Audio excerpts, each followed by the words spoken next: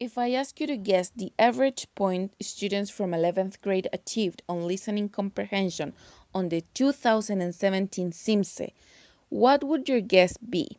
On a scale from 0 to 100, 21 points, 35 points, or 40 points? Well, the correct answer is 29 points average. Now, what would you think if I told you that in listening comprehension, students from low socioeconomic backgrounds achieved 21 points average on the same scale, whereas students from high socioeconomic backgrounds achieved 41 points average? There's a huge difference. Indeed, these results are striking. Welcome, my name is Cáceres-Ramírez, and in this video I will be presenting my action research proposal, increasing listening comprehension through collaborative dictogloss tasks, note-taking, and transcript use in remote learning. I've divided this presentation into 4 sections. Firstly, I will talk about the context and problem identification. Secondly, I will delve into the main constructs of my proposal, which my proposal is based upon. Then I will present my action plan, and lastly, the final reflection. Let's start with the contextualization and problem identification. My research proposal stemmed from the identification of a gap in listening comprehension at a national level, as we saw in the figures from the SIMSE, as well as from the observation and study of a group of 11th graders from a co-ed public school located in Viña del Mar, Chile. The school received students mainly from low socioeconomic background. In fact, 87% of its students are categorized as vulnerable according to HUNAEV's Index of Vulnerability.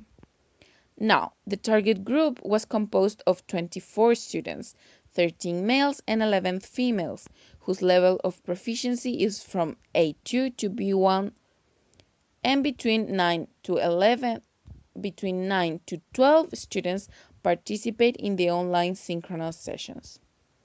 The online sessions were structured around a final class question to be answered individually.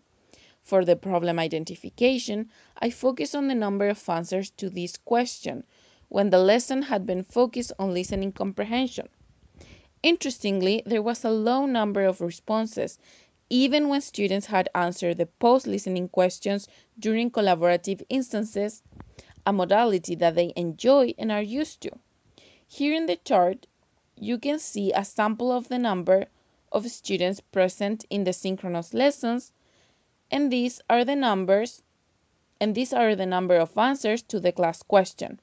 Classes number 6 and 7 were focused on listening comprehension, while classes 8 and 9 were focused on another skill.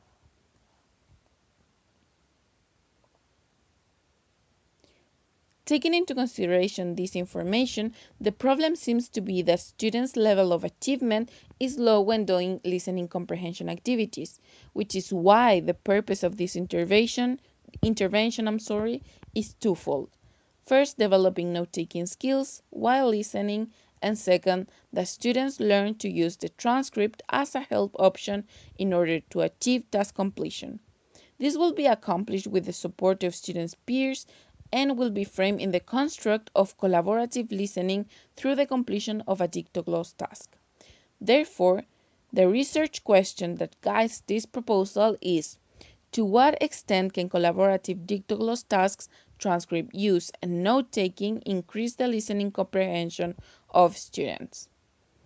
Let's consider this in more detail throughout the literature review. Firstly, collaborative listening. This will be understood as the verbal interaction between pairs or small groups of language learners for the purpose of facilitating and supporting one another's A. comprehension of L2 listening text, and B. listening development.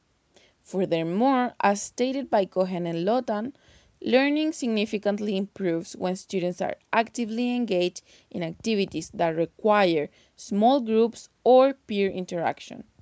This mutual assistance is explored during the whole process of listening in my action research proposal, since the final outcome entails group work.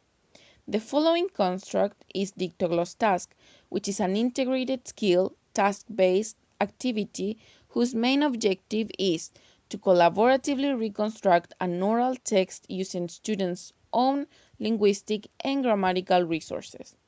Using dictogloss task has proven to be successful in helping L2 listeners improve their listening comprehension. Brown, in 2001, points out that the technique is student-centered, with a focus on meaning rather than form, and since students must reach a consensus, communication is realistic and purposeful.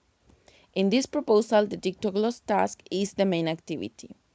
To this end, I adapted the dictogloss task sequence by Wagner. For instance, I added the compulsory use of transcript and I included a note-taking pedagogic cycle.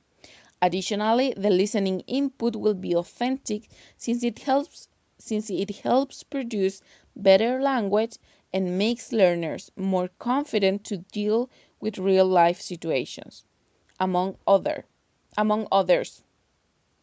So my adaptation of the dictogloss task consists of 6 steps, which I will explain later on my action plan. Now I will describe the note-taking pedagogic cycle.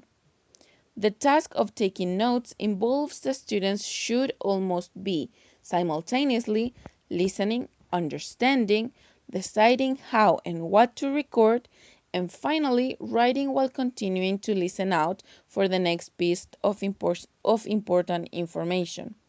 Intentionally, in my intervention, students will use just pen and paper to take notes since not all of them have access to good equipment. For this, I will follow the note-taking pedagogic cycle devised by Siegel, as it is presented in Figure 1. Stage number 1 focuses on segmenting the information into information units. The second stage consists of dividing the information according to its relevance. The third stage expects learners to start recording verbatim information, while the last stage focuses on verbatim and simplified note-taking. My decision to include Siegel's note-taking pedagogic cycle is twofold. First, to train students to take proper notes to successfully complete the dictogloss task.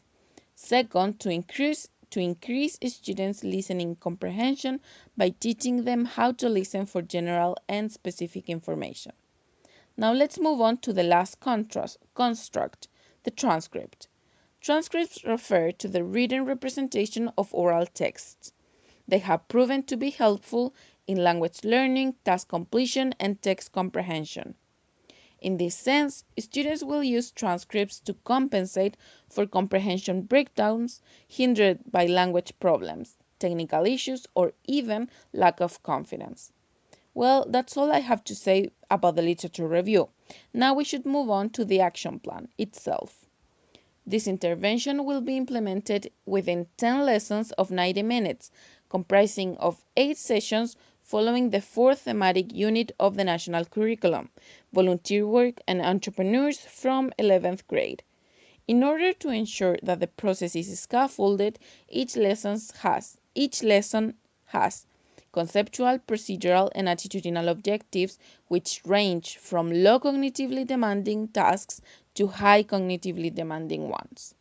The objective is that by the end of this intervention, students will be able to take notes and use transcripts effectively in collaborative dictogloss tasks related to volunteering and entrepreneurship. For this, each session will focus on the development of individual steps from the dictogloss and note-taking cycle. The sample material I will show you belongs to the second lesson, which is called volunteering projects. For the pre-listening, students are expected to activate topic-related vocabulary by matching the words with its definition. In the while listening section, students are expected to listen to the audio one time and to answer 2 general comprehension questions, which is something they learned how to do in the previous lesson as it was the first step of the dictogloss task. In this part of the worksheet, students will find a box to help them remember what they have to look for when identifying the main idea.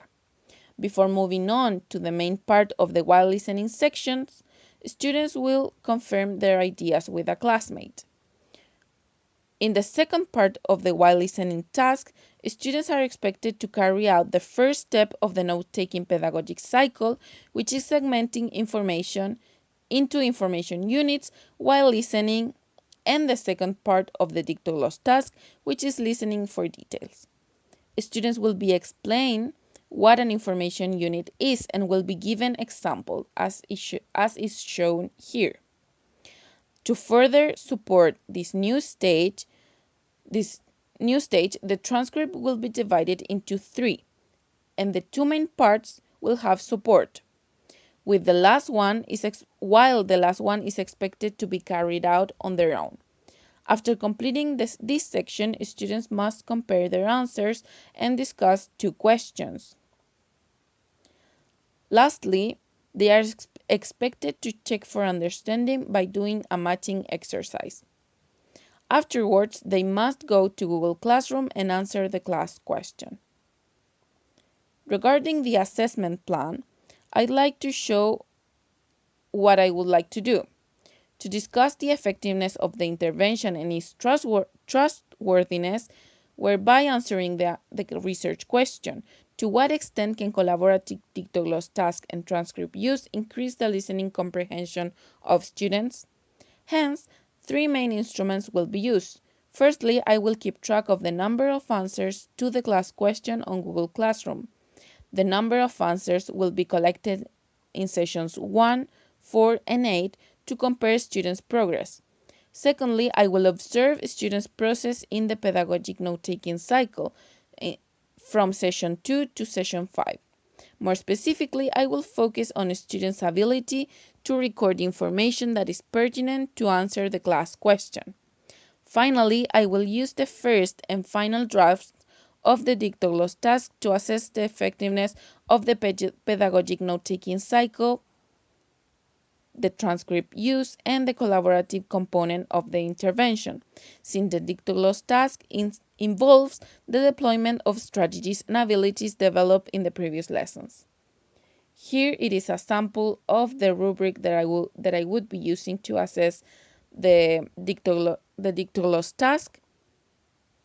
Now, for the reflection, looking at the statistics I showed at the beginning, we can easily realize that there is a huge gap in education and students from public schools are the most disadvantaged, not only in terms of resources, but also opportunities for learning.